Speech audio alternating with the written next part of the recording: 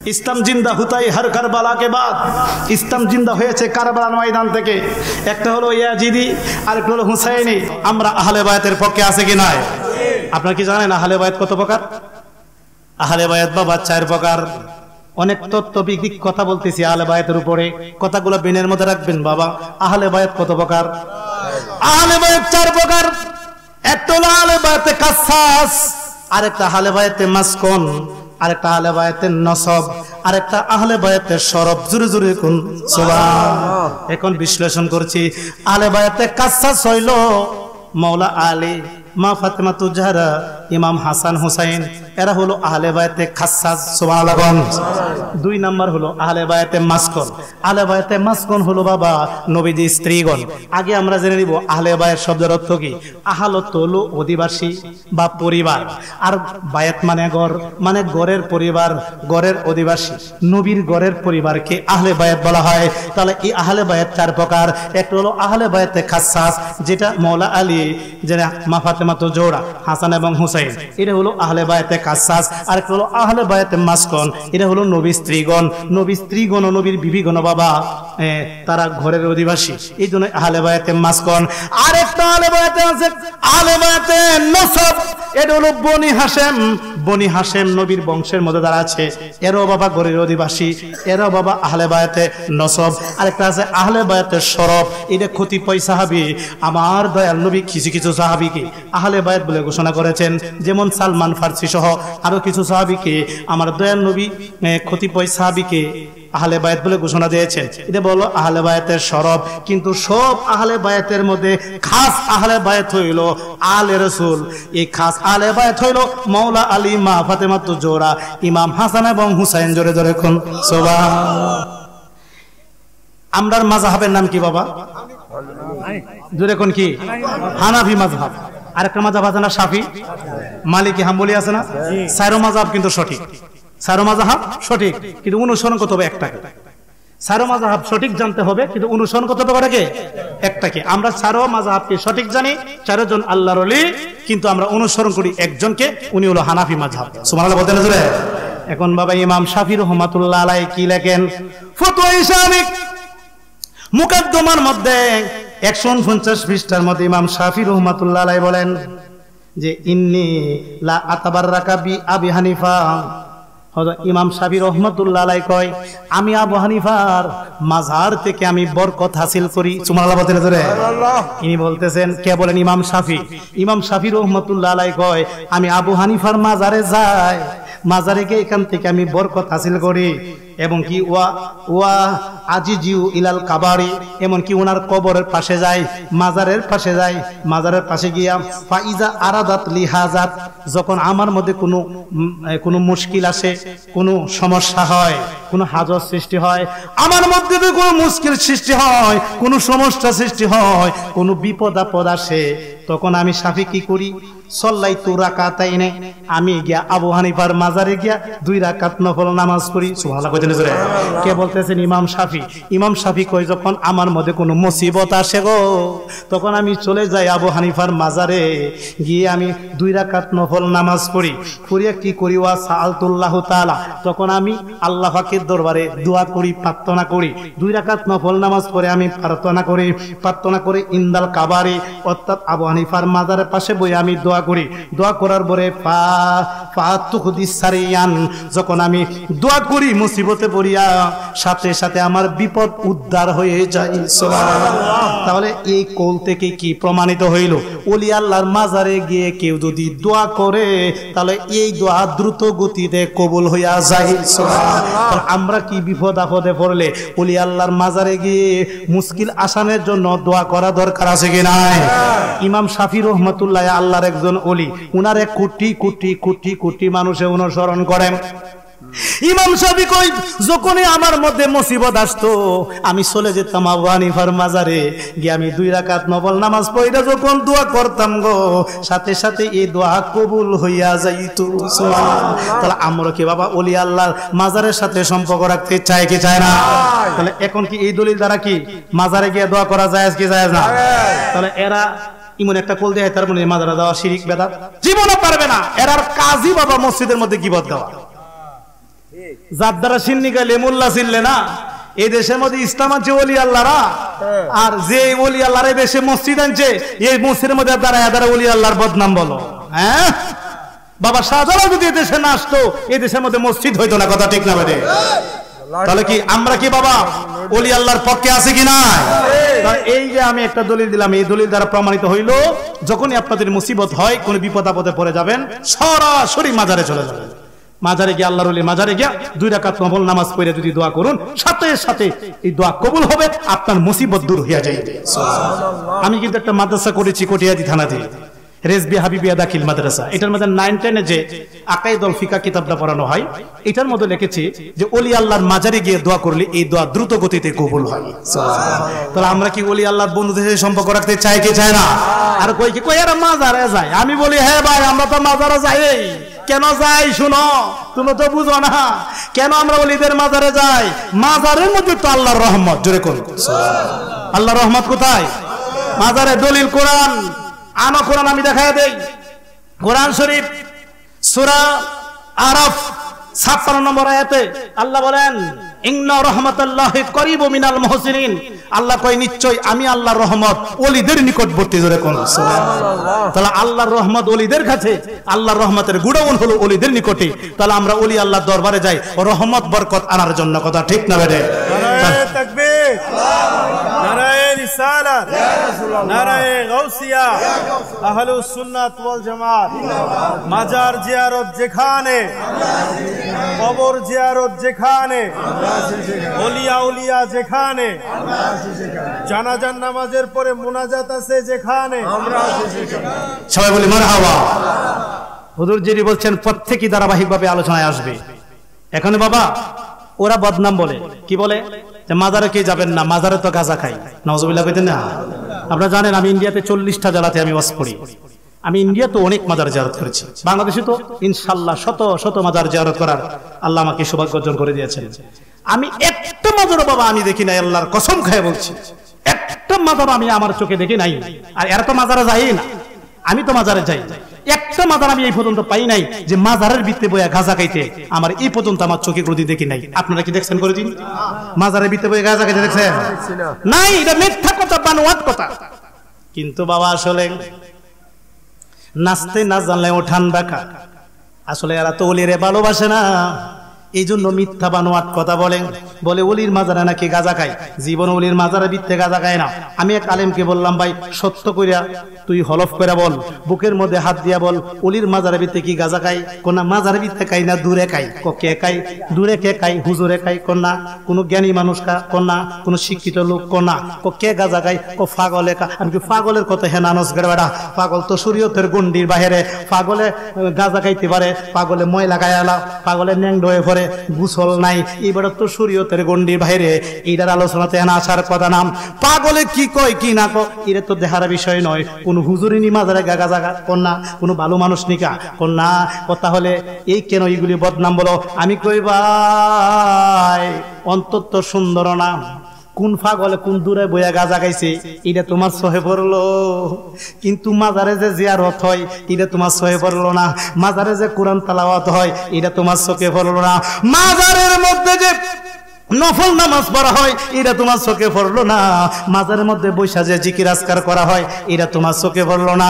মাজারের মধ্যে বসিয়া, মাজারের মধ্যে গিয়া যে মিলাদ কিয়াম হয়, মিলাদ শরীফ পড়া হয় এটা তোমার চোখে পড়লো না। মাথার মধ্যে খতম শরীফ পড়া হয় মাজারের মধ্যে, এইটা তোমার চোখে পড়লো না। এত ভালো ভালো কাজ করে এটা তোমার চোখে পড়ে না। কোন পাগলে কোন জায়গায় গাঁজা খাইছে এটা তোমার চোখে পড়ে। আও ভাই তুমি কি করো? আমি করি ইমামতি। ইমামতি যদি করো তে পাগল বেড়া গাঁজা খাইছে যদি এমন মাজারে যাওয়ার শিরিক হইয়া যায়, তাহলে আমি জানতাম চাই গাঁজা খাওয়ার অপরাধ যদি এক পাল্লাই তুলি আর সুদ খাওয়ার অপরাধ যদি এক পাল্লাই তুলি, ওর রাইপুরাবাসী আওয়াজ দিয়ে কোন গাঁজা করেছে কি সুদ করে বাবা অন্যায়টা কি কম হইব না বেশি? তাহলে তোমার মসজিদের মধ্যে সুদখোর ঘুষখোর আসেনি? আছে। তোমার মসজিদে সুদখোর ঘুষখোর আছে এটা বুঝি সহ পড়ে না, বের করতে পারবেনি না। তাহলে পাগলে কি কর কি না কর বের করার আইনও নাই। সুদ খাইবে ঘুষ খাইবে যারা, এদের বিচার করবে কে? সমাজ বিচার করতে পারবে না, আল্লাহ করবে। পাগল বেটা কোন জায়গায় কি করছে কি না করছে এটা আমরা দেখবে। আমরা তো গাঁজা খাই না, আমরা যে মাজার জিয়ারত করি, কোরআন তেলাওয়াত করি, আমরা যেখানে জিকির করি, মিলাদ শরীফ পড়ি, এইটা সহ পড়ে না, এগুলি তার মুখ দিয়ে আসবে না। আমরা ওলি আল্লাহর মাজারে গিয়ে জিয়ারত করি, কথা ঠিক না বেরে? এখন এই যে এই ফতোয়া স্বামীর দলিল দ্বারা কি প্রমাণিত হয়েছে? এক অলি আরেক অলির মাজারে জিয়ারত করছে, কি করছে না? তাহলে আমরা কি মাজারের পক্ষে আছে কিনা? বাবারা বন্ধুরা, আপনারা এখানে যারা বসছেন সবাই আপনারা জ্ঞানী শ্রোতা। এই যে আমার সামনে যে কিতাবটা আমি এই মুহূর্তে খুলছি, এই কিতাবটার নাম হইল মেশকাত শরীফ। জোরে বলুন, কি শরীফ? মেশকাত শরীফ। এই কিতাবটা আজ থেকে 1100 বছর আগের কিতাব। সুবহানাল্লাহ বলতে না জোরে? কয়শো বছর আগে? 1100 বছর আগের কিতাব এই মেশকাত শরীফ। এই মিশকাত না পড়লে মৌলবি তারে না। দেখেন এই মাওলানা হইতেছে, এটা আলিয়া মাদ্রাসা পাঠ্য, কওমি মাদ্রাসা পাঠ্য। এই মেশকাত কিন্তু তারাও পড়ে, আমরাও পড়ি। এটা ফুত্তি, এটা সিয়াসি তার নোট। এই মেশকাতের মধ্যে আপনারা একটু গভীর খেয়াল করে দেখুন, মেশকাতের মধ্যে কি আসছে, অথচ এরা কিন্তু মেশকাত পড়ছে ঠিকই, কিন্তু হুজুরে এই মেশকাত এদেরকে ফুলটা পড়াই নাই, যেখানে নবীজির সম্মান আছে এগুলি তাদেরকে পড়াই নাই। এই জন্যই তারা উল্টা পাল্টা কথা বলে। দেখেন এই মেশকাত তারাও হলো, আমরাও হলাম, আমরা নবীজির নূরের দলিল পাইলাম, ওরা ভাই না। কারণ কি? কারণ তারা এই মেশকাত এই দলিল আর হরাই না। এই দেখেন আমি দলিলটা পড়ছি, আপনারা একটু গভীর খেয়াল করে শুনুন। আমি না যারা বসছি একটু আওয়াজ দিয়ে বলুন তো বাবা, আমার দয়াল নবী কি মাটি না নূর? কে কে নূরের পক্ষে হাত তুলে দেখান। নূর নবী যেখানে আমরা আছি সেখানে, নূর নবী যেখানে আমরা আছি সেখানে। সবাই বলি মারহাবা। আচ্ছা, আরেকটা আকীদা জানতে চাই, ওরাই হুরাবাসী আওয়াজ দিয়ে বলুন, আমাদের দয়াল নবী কি 40 বছর বয়সে নবী না এর আগে নবী? কিছুদিন আগে এক আহলে হাদিসের বক্তা কি আহমদুল্লাহ, ও বলছে নবী নাকি 40 বছর আগে কোন নবী ছিলেন না, উনি নবী হয়েছেন 40 বছর বয়সে। নাউজুবিল্লাহ। তাহলে আমাদের সুন্নিদের আকীদা কি নবী 40 বছর বয়সে নবী না এর আগে নবী? আরে মেয়ে 40 বছর বয়সের পরশু দিনের কথা। আমার দয়াল নবী কখন নবী? যখন তখনের জন্ম হয় নাই, তখনই তো আমার দয়াল নবী নবী ছিলেন। সুবহানাল্লাহ বলতেন না? অথচ দেখেন এই কিতাবের মধ্যে কি আছে, হাদিসটা দেখেন। এই মেশকাত শরীফ 403 পৃষ্ঠা, ধরে কোন কথা? 403 পৃষ্ঠা।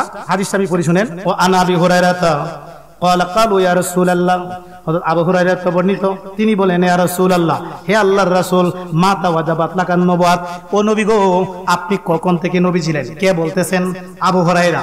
হযরত আবু হুরায়রা রাদিয়াল্লাহু তাআলা আনহু নবীজিকে প্রশ্ন করলেন, ইয়া রাসূলুল্লাহ, আপনি কি 40 বছর বয়সে নবী না এর আগে নবী? আপনি কখন থেকে নবী? আমার নবী উত্তর দেয়, ক্বালা ওয়া আদামু বাইনার রূহি ওয়াল জাসাদ। আমার নবী উত্তর দেয়, আমি কখন থেকে নবী? শুনো, আমি নবী আদম আলাইহিস সালাম যখন রুহুর বা ছিল, দেহর বা ছিল, আদমের কোনো খোঁজ খবর নাই, তখনই আমি দয়াল নবী ছিলাম। সুবহানাল্লাহ। তাহলে এই হাদিস দ্বারা কি প্রমাণিত হলো? আমার নবী কি আদমের পরে নবী না আগে? আগে। ধরে কোন পরে না আগে? এখন আসেন আরেকটা হাদিস দিচ্ছি, গভীর খেয়াল করে কথাগুলো শুনবেন। এটা হলো 404 পৃষ্ঠা। 404 পৃষ্ঠা। এই কালকে সমালোচনা করতে পারবে না, এই মুহূর্তে মন ছাড়ো। আমি মেশকাত শরীফ খুলছি, যদি আমি ভুল বলি আমাকে ধরবা, আমাকে সংশোধন করবা, আর যদি সঠিক বলি মেনে নিবা, সমাজের মধ্যে গুমরাহি সৃষ্টি করবো না। কথা ঠিক না বেরে? মেশকাত শরীফ 1100 বছর আগের কিতাব। তোমরাই কিতাব যদি মৌলবী হয়তো অবশ্যই। এই কিতাবের মধ্যে 5945 খানা হাদিস আছে, সবগুলা সহিহ হাদিস, মাতন হাদিস। সিয়াসিত্তার কিতাব থেকে মূল হাদিসগুলাই কিতাবে তুলে ধরেছেন, মেশকাতে নকল করেছেন। হাদিসটা পড়ি শুনেন। ওয়া রুবিয়া উম্মিল্লাতি রাআত হিনা ওয়া দাআতনি ওয়া কাদ খারাজাহু নূরুন আদআলাহু মিনহু কুসুরু শাম রাওয়াহু শরসুন্নাহ রাহু আহমদ ইবনে মাজাহ। চিৎকার দেখুন সুবহানাল্লাহ। আমার নবী কয়, আমি দয়াল নবী যখন আমার মা আমেনার মাধ্যমে দুনিয়াতে আগমন করলাম, তখন আমি নবী নূর হইয়া আসলাম। সুবহানাল্লাহ। জোরে বলতেন সুবহানাল্লাহ। নবী নিজে বলতেছে, আমি যখন আমার মা আমেনার মাধ্যমে 12 রবিউল আউয়াল তারিখে দুনিয়াতে আগমন করলাম, তখন আমি নবী কি হয়ে আসলাম? নূর হয়ে আসলাম। শুধু নূর হয়ে আসলাম না, আমার মা আমেনা আমি নবীর নূরের সাহায্যে শত শত মাইল দূর সামদেশ, এই সামদেশ পর্যন্ত আমি নবীর নূরের সাহায্যে আমার মা আমেনা দেখতে পেয়েছিলেন। সুবহানাল্লাহ। তাহলে এই মেশকাত শরীফে এই দলিল দ্বারা কি প্রমাণ হলো? আমার দয়াল নবী মাটি না নয়। এই দয়াল নবীকে নূরের নবী জানিয়া কেউ যদি নামাজ পড়ে 5 ওয়াক্ত লেখা হবে 50 ওয়াক্ত। আর যদি নবীরে আমরা মতন মানুষ কইয়া নামাজ পড়তে পড়তে কপালে যদি দাগ ফেলে এরপরে জাহান্নামে যেতে হবে, কারণ আমার নবী হলো তার প্রতি বেজার কথা, ঠিক না বেঠে? এই জন্য বাবা আমি বলে থাকি, নবীজি প্রেম ভালোবাসা অন্তরে না তাকিলে কি লাভ হবে নামাজ পড়ে দাগ লাগাইলে কপালে, ঠিক না বেঠে? আরে নবীজির প্রেম ভালোবাসা অন্তরে না তাকিলে কি লাভ হবে নামাজ পড়ে দাগ লাগাইলে কপালে, জিন্দিগির বন্দিগি বিফল যদি না থাকে ঈমান, জাহান্নামের আগুনে জ্বলবে প্রমাণ আছে পাক কোরআন। কাদ জাকুম মিনাল্লাহি নূর, নূর বলেছে পাক কোরআন খোদার জাতি, নূরের জ্যোতি নবীজি, বিশ্বাস করার নাম ঈমান। কাদ জাকুম মিনাল্লাহি নূর, চিৎকার দিয়ে বলুন মারহাবা। বাবা আমার দয়াল নবীর প্রেম মোহাব্বত যদি হৃদয়ে রাখিয়া যদি নামাজ পড়েন 5 ওয়াক্ত লেখা হবে 50 ওয়াক্ত ধরে। কোন সুবহানাল্লাহ। আমার মুর্শিদ কেবলা আল্লামা রেজভী মাওলানা আমাদেরকে এইভাবে বলেছেন। আমি জানতে চাই রায়পুরার বাসী একটু আওয়াজ দিয়ে বলুন, 1 লিখলাম ডান্নে 100 দিলাম কত হইলো 10, আরেকটা দিলাম কত হইলো 100, আরেকটা দিলাম কত 1000, আরেকটা দিলাম কত 10,000, আরেকটা দিলাম কত 1 লাখ। এখন একটা মুছে ফেললাম কত হইছে? এই স্বর্ণ যদি আমেরিকা পর্যন্ত দেই কত হইব? 1 আছে স্বর্ণের দাম আছে, 1 নাই স্বর্ণের কোনো দাম নাই। ঈমান আছে নামাজের দাম আছে, ঈমান নাই নামাজ রোজার কোনো দাম নাই, কথা ঠিক না রে? ও বাবারা, এখানে আমরা যারা বসছি আমাদের ভিতরে রুহ আছে কি নাই? রুহু আছে ঠিকই তো আমরা দাম, যখন রুহুটা বের হয়ে যাবে আপনার ডেড বডি, মৃত ব্যক্তি হয়ে যাবেন, আপনার আর কোনো দাম নাই। এক বন্ধু আরেক বন্ধুরে কপালের মধ্যে চুমা খায়, বুকে জড়াইয়া ধরে, যখন মারা যায় আর কাছে যায় না, ভয় লাগে, কারণ লোকটা মারা গেছে আর তার কোনো দাম নাই। তাহলে বোঝা গেল রুহু আছে দেহের দাম আছে, রুহু নাই দেহের কোনো দাম নাই। রুহু আছে দেহের দাম আছে, রুহু নাই দেহের দাম নাই। ঈমান আছে আমলের দাম আছে, ঈমান নাই আমলের কোনো দাম নাই। জোরে কোন সুবহানাল্লাহ। আল্লাহ মানা নবী মানা নয়, নবী মানলে আল্লাহ মানা হয়, ঠিক না বেঠে? এই জ্ঞানী শ্রোতা বুঝতে হবে আমার, আল্লাহ মানা নবী মানা নয়, নবী মানলে আল্লাহ মানা। আগামীকাল কইব যে রেজবি হুজুর কয়ে গেছে আল্লাহ মানলে বলে নবী মানা হয় না। হ্যাঁ হয় না, আল্লাহ মানলে নবী মানা হয় না, নবী মানলে আল্লাহ মানা হয়। যেমন এই মুহূর্তে যদি একজন হিন্দু লোক আসে, উনি যদি বলে আমি মুসলমান হতে চাই, যদি বলি ও হিন্দু ভাই তুমি পড়ো লা ইলাহা ইল্লাল্লাহ, সে আল্লাহরে মানছে, 1 কোটি বার পড়ছে লা ইলাহা ইল্লাল্লাহ, আল্লাহ ছাড়া কোনো মাবুদ নাই। কি বলেন এই হিন্দু লোকটা আল্লাহরে মানছে কি মানছে না? কিন্তু মুসলমান হয়েছে নি? মুমিন হয়েছে? তাহলে আল্লাহরে দি মানছে, মুমিন না। 1 কোটি বার আল্লাহরে মানলো, আল্লাহকে স্বীকৃতি দিল, আল্লাহর ওয়াহদানিয়াত স্বীকৃতি দিল, আল্লাহ গো তুই মুমিন না। আর একবার পড়লো মুহাম্মাদুর রাসূলুল্লাহ, যখন আমার নবীরে মাইন্না নিল গো, আমার আল্লাহ কো হিন্দু বাড়ারে এখন তুমি মুমিন হইয়া গেছো। সুবহানাল্লাহ, কথা ঠিক না বেঠে? নবীজিরে মানলে আল্লাহ মানা। তাই তাদের সঙ্গে আমাদের নামাজ রোজা নিয়ে কোনো ঝগড়া নাই, টুপিদারি নিয়ে কোনো ঝগড়া নাই, আল্লাহ নিয়েও কোনো মারামারি নাই। মারামারিটা তো হইতাছে শুধু নবীজির নিয়ে, কথা ঠিক না বেরে? এন যারা বসছেন আমরা কি দয়াল নবীর জীবন আছে ভালোবাসতে চাই কি চায় না? নবীজির আনুগত্য করিলে আল্লাহর আনুগত্য হইবে, নবীজির রাজিতে আল্লাহর রাজি হয়, নবীজির খুশিতে আল্লাহ খুশি হয়। আল্লাহ মানা নবী মানা নয়, নবী মানলে আল্লাহ মানা হয়। সুবহানাল্লাহ বলতে হবে। আওয়ালে আখেরে নবী, জাহেরে বাতেনে নবী, আওয়ালে আখেরে নবী, জাহেরে বাতেনে নবী। রাসূলকে মানিলে আল্লাহ মানা হয়, রাসূলকে চিনিলে আল্লাহ চিনা হয়। আল্লাহ মানা নবী মানা নয়, নবী মানলে আল্লাহ মানা হয়। মারহাবা বলতে নবী। তাহলে আমরা কি সেই দয়াল নবীর সম্মান গাইতে চাই কি চাই না? এখন নবীর সম্মান শুনলে যাদের মুখ কালো হয়ে যায়, এরা কি আশিকের রাসূল না দুশমনের রাসূল? আচ্ছা কোনতে বাবা, নবীর সম্মান শুনলে যেই মুসলমানের মুহের মধ্যে মুখ কালো করে লা, এই মুসলমান আবার নবীর সুপারিশেরও আশা করে। কি নবী তাদের সুপারিশ করবে? তাহলে আমরা জানি রায়পুরার অধিকাংশ মানুষ আশিক রাসূল। এই যে আজকে আমার এই আওয়াজ শুনে, আহলে বায়তের কথা শুনে, নবীর সম্মান শুনে যারা এই মাহফিলে উপস্থিত হয়েছেন, আপনারা যে আশিক রাসূল এটা আপনারা প্রমাণ করে দিয়েছেন। কেননা প্রত্যেকের মুখের মধ্যে আমি একটা হাসি হাসি ভাব দেখতে পাচ্ছি। এটার কারণ কি জানেন? এটার কারণ হলো আপনাদের প্রত্যেকের চেহারার মধ্যে আমার দয়াল নবীর নূর রয়েছে।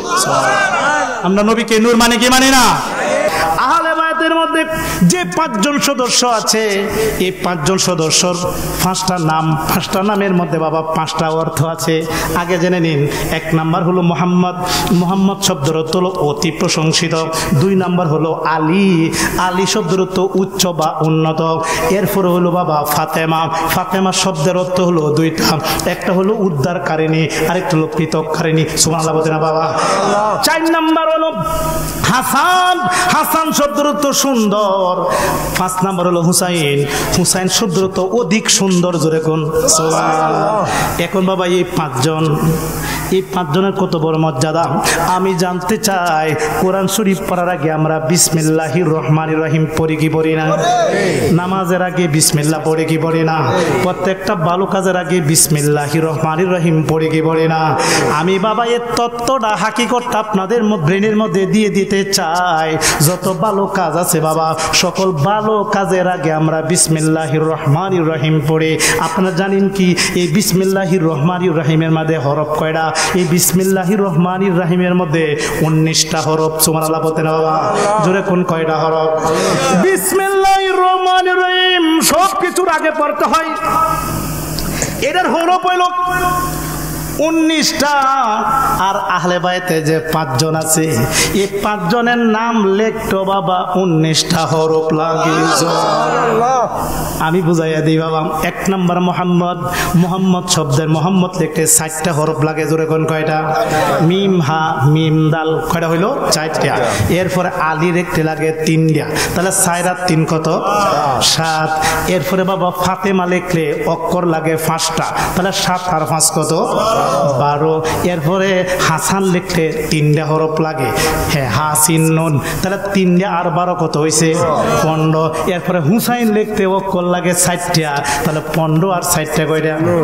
19। তাহলে বিসমিল্লাহির রহমানির রহিম লিখলে হরফ লাগে 19টা। আবার আহলে বায়তের নাম লিখলো হরফ লাগে 19টা। জোরে কোন সুবহানাল্লাহ।